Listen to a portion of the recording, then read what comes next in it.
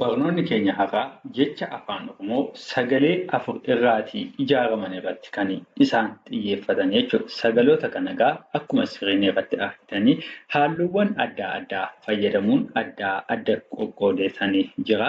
Sagaloota kana egaa bakka isaanii irratti dubbisuudhaan jecha kana haala gaariitiin dubbifachuu ni dandeessu jechuudha. Isaan kana egaa waliin haa dubbisnu. Fiikii, tiraafikii, atileetii, quruphisa, avokaadoo, ramadamuu, hubachiisa, qaroomina, dagaagina, cuquliisa, asoosama,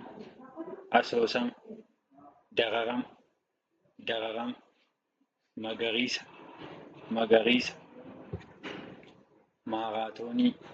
maaraatoonii, maxaxarii, kibiriitii, tajaajila, ocholoonii,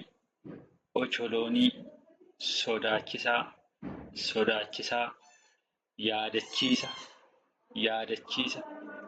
kabajamoo, filatamaa, amajaajii, sanaafica, miliyoona, galatoomaa, otoobisii, falaasama, rifachiisuu, saayikilii, gufachiisa, alamaayyoo, sodaatamaa, oromiyaa, yaadatamaa, adabame, xumurame,